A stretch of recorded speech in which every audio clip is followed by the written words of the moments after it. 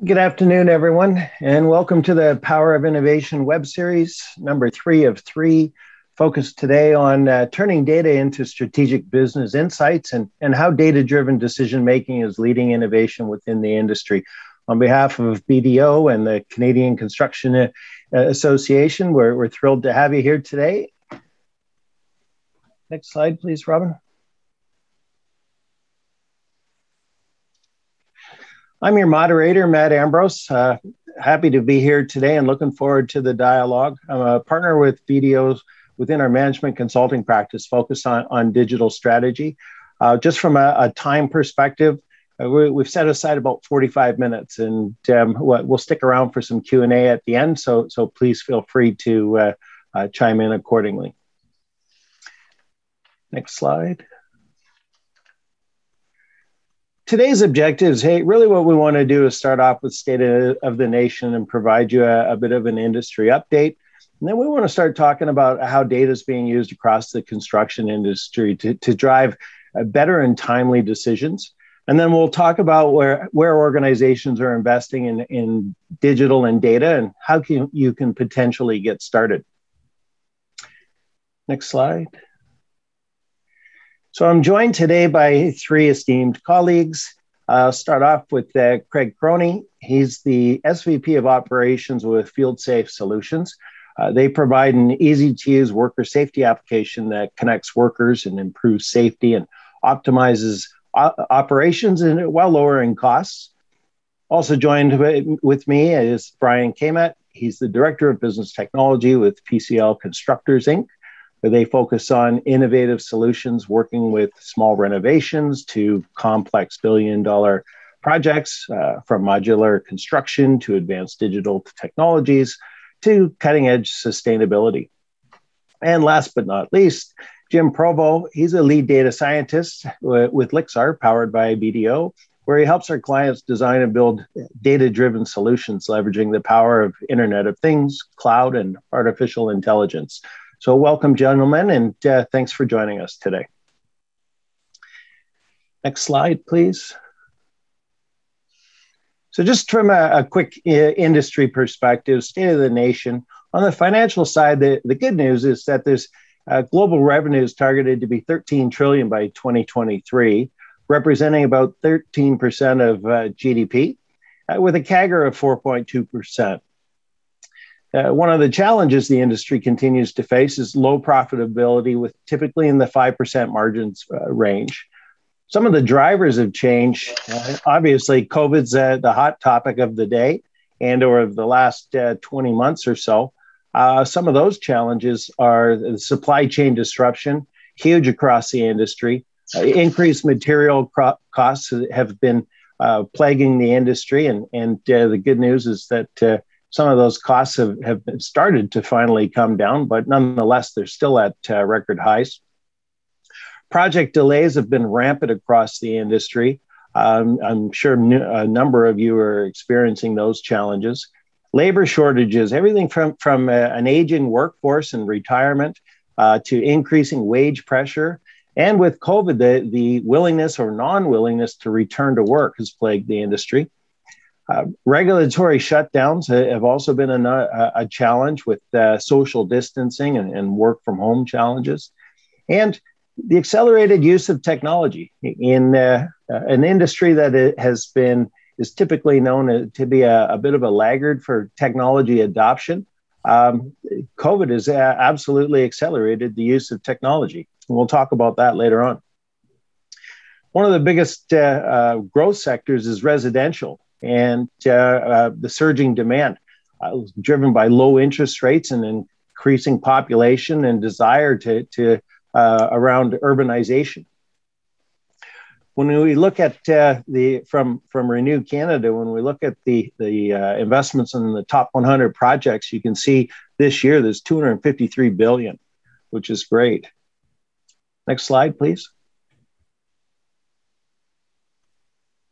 So the construction landscape continues to change. And from an emerging trends perspective, there's a few key things that we want to talk about. ESG, environmental, social, and governance is a very hot topic. I must admit, there isn't a board meeting or steering committee meeting that I go to where ESG is not on the agenda. Looking at things from an industry perspective, looking at green construction and smart buildings. Also, how do you develop energy and operationally efficient, or make sure that your buildings are energy and operationally efficient from a certification perspective, such as LEED. Also, that ties into longevity and responsibility. Some of the material evolution is impacting the industry in a positive way, getting more lightweight construction materials, prefabricated, even 3D printing. It's interesting. I was watching a video recently, and I think it was in Norway, where there was a 3D printer. They constructed an entire house, which I thought was pretty neat. Obviously, there's from a material perspective, supply chain impact has been huge. And then the other emerging trend is really around technology. And as I mentioned on the previous slide, technology adoption has really accelerated 5 to 10 years because of COVID. In an industry that's largely been, or historically been, paper and physically contact based, you've been forced to adopt and embrace digitization, and many of you, frankly, overnight. The good thing is that this has enabled better collaboration and automation, and it's created more data, which takes us to our topic today. Next slide, please. So with this in mind, how do you keep up, make informed decisions, and effectively run your business? The focus today is on how data-driven decision-making is leading innovation within the industry. And everyone, in my opinion, is a technology company. You have to leverage technology to remain competitive.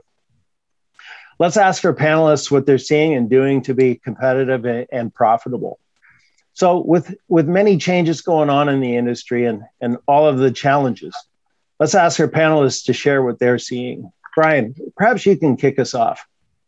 Sure, thank you very much. Pleasure to be here today. I think when I think about the challenges the industry is facing, I'm reminded of McKinsey. They did a study imagining construction's digital future, and they ranked 22 industries for their digital maturity. And construction ranked of the 22 in 21 spot, slightly ahead of hunting and fishing. Kind of a startling statistic. And I think we're seeing in the industry, in construction in particular, from digitization is a move to digitization. And the industry moves slowly, admittedly. I see that every day here at PCL on adoption of technology. But as it pertains to data, this drive to digitization is driving more and more digital applications onto the job site, and they are generating data, a lot of it. And I think PCL historically, and we're dramatically improving this, is there's a lot of data silos in the industry. And a lot of these applications that you're seeing coming on stream are based in artificial intelligence and machine learning, and the fuel for those is data. So we're seeing a lot of growth in AI and machine learning driven applications, as well as other applications that leverage data. And there's still, in my opinion, a great deal of silos, a lot of data silos, both within a construction company itself. And, we're making great progress in building data infrastructure and data engineering to address that. But more importantly, I think the industry is recognizing this, and you're starting to see a lot more of what I call ecosystems, organizations realizing that they need to participate together, both from an operational and a business perspective, and a greater sharing of data. And we're seeing that through ecosystem enablements. You're seeing some of the software vendors doing that, the Autodesks of the world, creating these data ecologies or ecosystems. And more, I think the industry is recognizing that, sharing data is important. There's obviously competitive concerns around that, but the world is moving to these ecosystems, and construction is slowly adopting this. And that's really being driven by technically on the API front, the application programming interfaces that enable this collaboration. And I think, Matt's opening slide talked about that collaboration from the technology perspective. And I think the path to that is through better data integration capabilities, better application integrations, and setting up data ecosystems that facilitate the collaboration and sharing of information for everybody's benefit. That's sort of my 10,000-foot view of what I'm starting to see take place. Great, thanks, Brian. And I failed to mention Brian's got some technical difficulties with his camera, so apologies for that. But nonetheless, he's here to share his insights, and we thank him for that. So, Craig, I mentioned ESG earlier and how it's on everyone's mind. What are you seeing? Thanks, Matt. And it's great to be here with the panel today. I guess, yeah, ESG is a really hot topic right now. In terms of what I'm seeing, I think I'll frame it as a bit of a collision between three things. We've got ESG initiatives, we've got a changing labor force demographics with skill sets, and the integration of technology in the field. I'm increasingly aware of younger workers' expectations regarding how organizations impact the environment, how they support diversity and inclusiveness, and how technology is used in the workplace. And maybe more accurately, an expectation that technology is used in the workplace. As Brian noted, the construction industry collects lots of data. However, without access to the data, utilizing things like automated workflows and analytic tools and so on, those tend to vary quite broadly company to company. When done right, leveraging the right technology allows these things to enable clear line of sight to the outcomes of ESG initiatives. Let me give you a quick example. At FieldSafe, our focus is on digitizing the at-risk field workers' safety experience. As part of our offering, we create real-time safety documentation by digitizing the old paper forms that are used in the field to manage safety. Collectively, our customers are predicted to save over 2 million pieces of paper per year, which is about 250 trees annually. So by digitally collecting the field data, which we all know saves time and money compared to the old way, it also enables us to directly quantify the ESG impact of going digital, which we can then share directly to the field worker and to the C-suite, and then on to our shareholders. Great, thanks, Craig. So when it comes to data, there's so much of it, as you mentioned, and across the industry, and it's not being captured or leveraged. Perhaps you can share with us how your customers are using data throughout their organizations to drive decisions, and what are some of the associated benefits and impact? Sure. Yeah, I'll share a quick example, which comments on some of the items that Brian mentioned earlier. So we're talking to customers every day about the investments they're making in collecting field data in a structured manner. We recently worked with a customer who used FieldSafe's platform not only for the real-time safety documentation, but also started to collect operating data because their facilities in the field were fairly poorly instrumented. With that data collected and in a structured manner, and the company having developed a lost revenue model, we actually fed data from our platform directly into IBM's Watson, the artificial intelligence engine.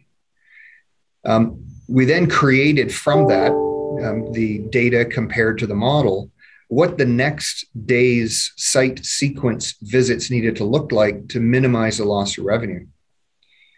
This then got delivered to the field worker on our platform. So apart from the obvious benefits to production, production and quality, our customer was traveling less to sites, in many times up to 30% less, because they had better data upon which to make better decisions. From an ESG standpoint, just to tie it back to my earlier comment, for an organization about 150 employees, that was equivalent to them reducing their CO2 emissions by about 170 tons annually, just because they were choosing not to drive. Yeah, that's fantastic, especially when you think about the carbon footprint and the press that it's getting nowadays. Brian, can you share with us how PCL is leveraging data? Yeah, sure. Thanks. I think it's not only leveraging data, but it's how we're using that data. And I look traditionally at our analytical maturity. We've always done, like many organizations, descriptive analytics, the row and column reporting about what has happened. I can run a report on X and I can run a report on Y. And whether that's numerical data or even other different types of quantitative data, we've become very good at that. And I think what you're seeing in our industry, and particularly here at PCL, is we're advancing strongly into beyond descriptive analytics into predictive, prescriptive, and even cognitive analytics. And what I mean by the latter is the how we use data that we have an abundance of. For example, our drones, our three-dimensional cameras, they capture visual data, which is typically stored for use later on. But we've realized that we can interrogate that data and apply machine learning algorithms to extract useful information from that. As an example of that, our mobile hazard inspection application ingests video data and detects anomalies in that data. For example, does a trench have a barricade around it? And that seems trivial, but the machine learning that does that is impressive. But more importantly, we're automating a lot of our safety inspections and using machine learning to improve those things. And I think the other significant element to our data is we're moving beyond row and column data, as I indicated, is sensory data. So our Job Site Insights platform, for example, which we do offer the industry, is using IoT data on the job site. So by analogy, I refer to that as the job site's human nervous system. The sensory capabilities the human body has, we're bringing to the job site by measuring, for example, concrete maturity and strength with in situ sensors. Why is that important? Well, if I can determine that a concrete pour is ready to advance itself and remove the formwork and move on to the next phase of the concrete pouring, I can accelerate schedule. We've had projects here at PCL where automated concrete testing through IoT sensory and our Job Site Insights platform has removed 1,100 hours from some significant projects in terms of schedule. And I think this is really coming to play in the safety thing. You're seeing more and more sensory technology being applied to job site workers and job site assets, and we get telemetry from that. And from that telemetry, we can gain further insights. Furthermore, as I spoke earlier, the ability to unsilo data and integrate data is something that we're working very steadfastly at so that we can draw further insights. So we've got this great IoT telemetry, a different type of data that job sites haven't really been exposed to or utilized.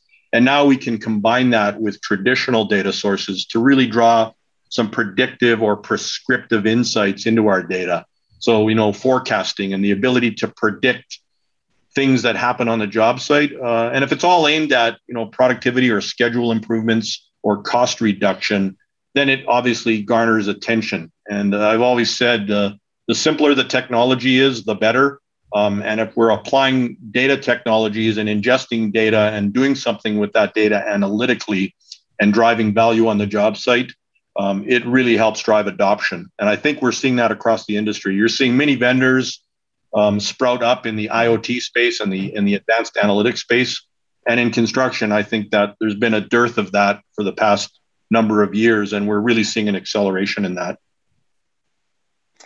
Yeah, it's interesting as the saying goes, a lot of organizations are data rich, but information poor. And just as I was listening to you talk, tying it back to one of Craig's comments around health and safety, you mentioned drones, for example.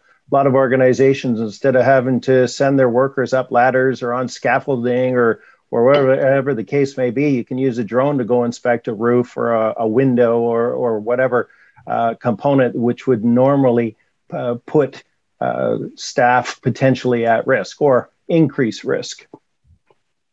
So with so many options for digital, let's shift our focus to the main digital investments our panelists are making and seeing over the next 1 to 3 years and what the quick wins are. Craig, perhaps you can start us off. Sure. So I'd say, it's pretty obvious a lot of customers we talk to are moving away from the old pen and paper. The clipboard has kind of gone the way of the buggy whip, so to speak. And people are fully embracing digital workflow. But that in itself, I think, is not really enough, and that's certainly not where it's going to end. I think that's just a starting point. Right now, we're leveraging and integrating other technologies into our platform, like GPS technology, which supports our lone worker journey management application.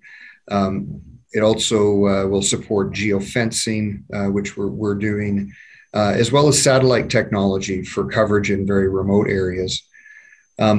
We're working with customers on back-end integration, as Brian mentioned, using APIs, which allows basically our platform to talk direct to companies or customers' ERP systems. And it also allows the ERP system to push information out. So it's a two-way communication, which becomes extremely powerful tool. So maybe I'll give a couple more examples. So, right now, FieldSafe is a safety platform on LNG Canada, the largest capital project in Canadian history. What started out as kind of a real-time safety documentation focus quickly expanded to include quality check sheets, both for what we're building in Kmet as well as the mod yards in China. We have solutions now for equipment preservation, workflow, and the commitments tracking workflow for the environmental regulatory team on site. All of these are data sets. They all tie back into Fluor's corporate system, so they can continue to report in the ways that they used to and that they're accustomed to seeing the data, but then it also allows them real-time access to do analytics and predictive assessments, which Brian commented on earlier. Another example of how we're integrating technologies was a customer who integrated geofencing and our real-time safety documentation, where when a worker came into the vehicle yard in the morning to pick up their truck, our system pushed a notification to that worker saying, please fill out your vehicle inspection form prior to filling out your journey management plan. And what this is intended to do is to start, and I think it's an early example of what we call the Internet of Behaviors, where we're using technology to reinforce the positive behavior that we're looking for. Now, in the future, this will expand quite a bit, and to pull on the same thread a little more, it's not outside of the realm of where we are today that the push notification may say something like, good morning, John, from FieldSafe. It's going to be 27 degrees today, Fahrenheit, not Canadian, Fahrenheit. And we see on your journey management plan that you'll be driving north to Edmonton. Please take vehicle number 9, which is equipped with the appropriate winter driving package, as you will encounter some light snow 20 kilometers south of Edmonton. And so that type of workflow and that type, obviously there's a lot of technology talking to each other, asset management, weather data, et cetera, but that is within the realm of possibility where we are right now. And so I see more and more of that, and it's all going to be pointed at influencing the positive behavior we want to see from our field workers. Yeah, that's great. Thanks, Craig. And also tying it back, reinforcing the positive behaviors, but also tracking where your people are. Mm-hmm. If you think about from a construction perspective, I was just thinking of an example of it. If you happen to be blasting or something, or there happens to be some sort of a fire alarm gets pulled, whatever the case may be, knowing where your staff are and making sure that everyone's out safe and accountable, yep, or accounted for, I should say. So, Jim, as the data scientist in the room, perhaps you can share your thoughts from a Lixar perspective. Well, first I was going to make a joke about the snow in Edmonton, but I live in Ottawa and it was frostier today, so I'm really one to talk. I think Craig brings up a lot of good points, and a lot of our previous work in Lixar involves the things you're talking about, whether it's explicit rules, geolocation, a person can't be in here around this time window, or even implicit rules. We've done a lot of security work with people around, hey, I don't know what's going on in this transportation network, but something is strange up there. So even if you're not sure what is different, the ability to say this is different than normal is really fascinating work. But in terms of those quick wins over the next 1 to 3 years, Matt, I really think, the simplest thing we can do with the biggest bang for the buck is starting to centralize your data together. Craig hit the bang on, right? When you can take something as simple as your journey mapping and weather and put it together, that's where real insight and value and competitive advantage comes from. So whether it's starting to think about data governance, who owns what and who can change what and who's responsible for the quality of data, That's a huge thing. Whether it's actually creating a data dictionary, right? So that you can actually have a clear definition of what these fields mean. I remember a project recently whereby we were talking about the definition of a full-time employee, and you asked 6 different people, and I literally got 12 different definitions of what an FTE is, right? Is it full-time 40? Is it 37 and a half? Are 2 FTEs at half the same as 1, right? And if you have those different definitions, all your reporting, all your insights, all your recommendations start to fall apart if you're not comparing apples to apples, right? So that consolidated data together, that consolidated reporting using a tool like Power BI or Tableau really brings that information together. But what I want people to think about on the back of their heads is finding a way to measure who's using what data or who's using what reports, because I bet you there's a great chance that half your reports, no one's even touching or using, right? So is that a change management issue, or is this a chance to cull the amount of services and tools that you need to maintain over the long haul? Brian, what are your thoughts?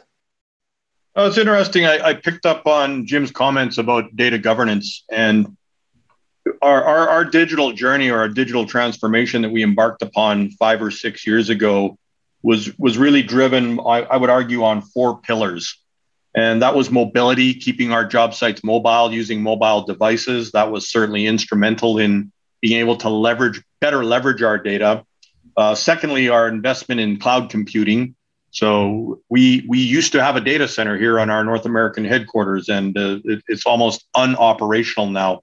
Interestingly enough, our facilities management people in the building where our data center was housed reported that for the first time ever, our heating systems engaged because the heat from our data center was no longer able to heat the building because we weren't using our data center. So cloud computing has certainly been an instrumental portion of our technology roadmap. And then the last 2 points more related to this discussion is a significant investment in enterprise integration and true enterprise integration. We've established master data repositories. The comment made earlier, if you asked to define what a full-time worker is, if you would have asked 5 years ago, how do you define a construction project here at PCL? As many people as you would ask, you would get a different answer as to what a construction project was. So we've been very careful to define our enterprise data entities. And then lastly, and the most important piece, is significant investments in data and analytics. And beyond the descriptive, I heard Tableau mention Power BI.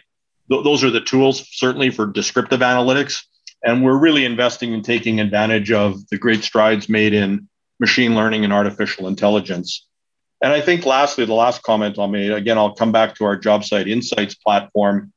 We're really making strides in the use of the Industry 4.0 or the Internet of Things, and creating digital twins of our job sites. One of my people is today on a job site in Toronto where we're utilizing Spot the Dog from Boston Dynamics, and we're using that as a data collection engine. So it's able to collect telemetry from our IoT sensory devices and report that back into job site insights. And I think my last comment on this topic is that the success for all of this depends on the ability to have an infrastructure that allows you to integrate this data easily and quickly. And I think my opening comments about the data silos in our industry and here at PCL, we've gotten much better at that. And I think there's still a lot of work to be done. But our investments in cloud, mobility, enterprise integration, and advanced analytics, I think, are really starting to show the rewards. And we're reflecting that in our applications that we offer to the marketplace, such as Job Site Insights. I think it's the next page in the construction industry to really start providing sensory capabilities for safety, for productivity, for schedule improvements. And the ability to aggregate that data and present a platform that allows a constructor to see all that information in one spot is, I think, instrumental to advancing the use of data and analytics across the industry. Yeah, thanks, Brian. So looking at as the industry continues to evolve and embrace digital, Jim, you've worked with numerous clients over the years. Is there anything that you would have done or you would do differently, or if you had a do-over? Oh, wow, what a great question. $1 million question.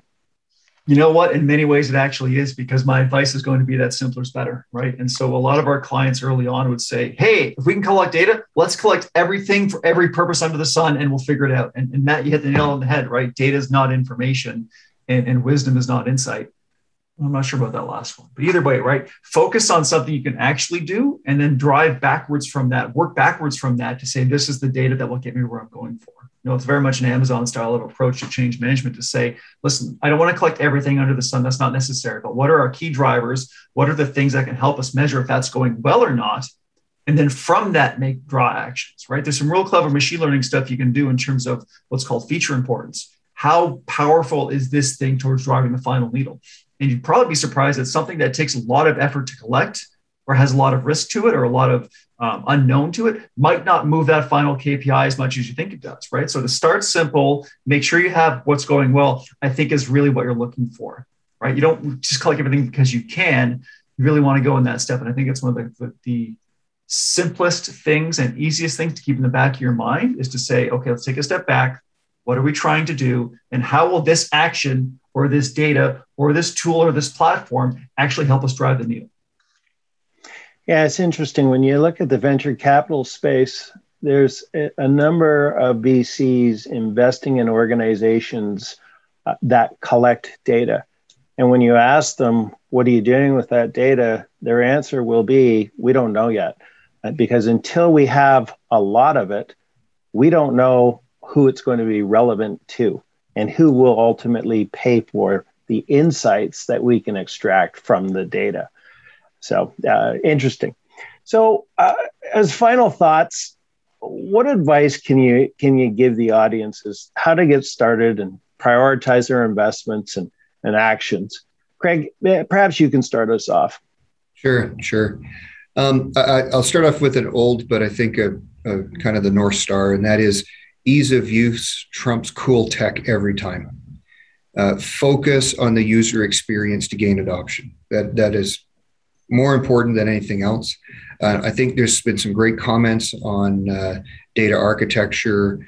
I can promise you that what you think you need today is not what you are going to think you need in a month. Technology is changing very rapidly, and you need to have an architecture that allows you to plug in or plug out various new technologies that you just don't appreciate right now.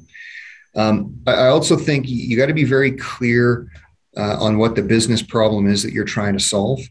My advice is try to get 80% of it solved fairly quickly, and then work with your partners to iterate for the last 20%. And through the last 20%, you'll find you drive adoption and ownership and inclusion in the organization.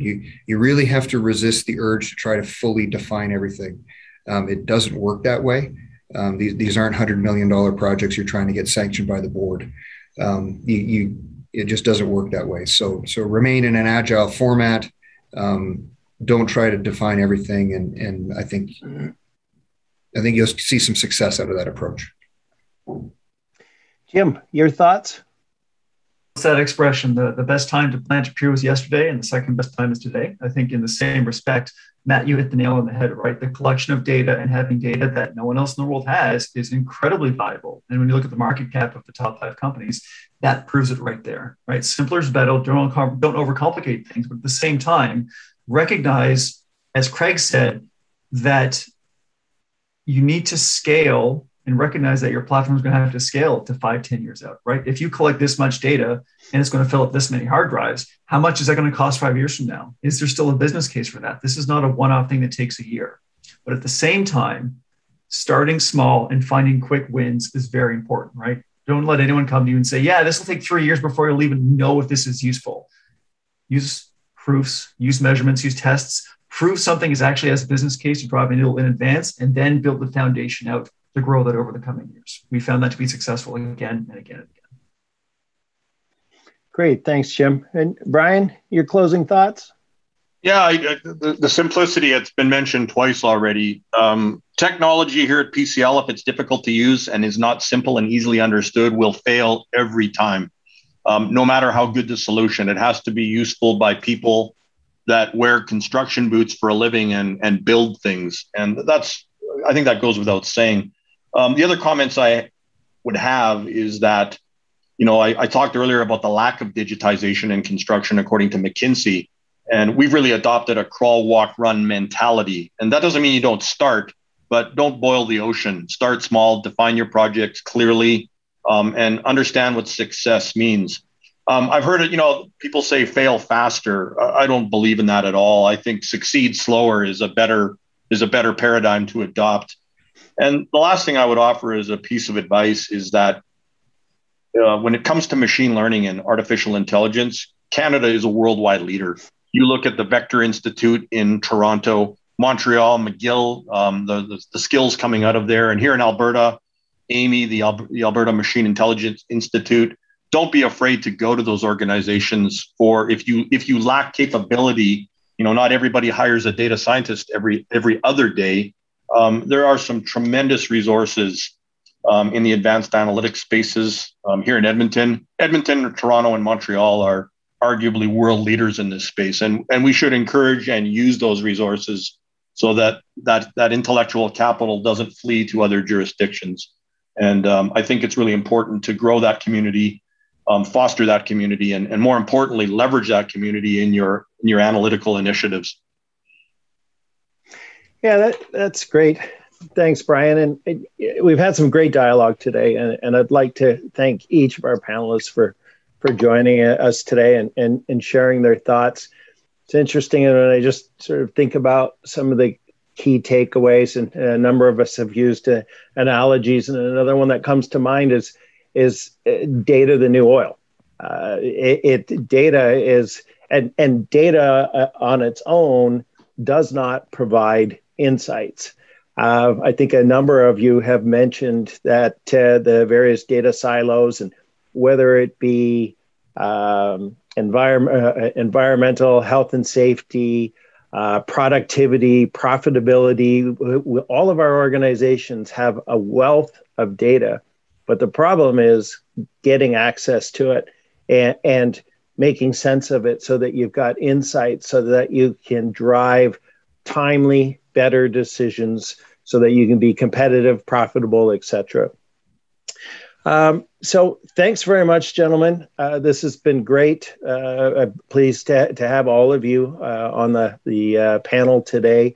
Not sure if there are any questions in the Q&A. Just going to look here. We've got one. How can we get smaller construction companies to adopt digitization? Does anyone want to take a crack at that one?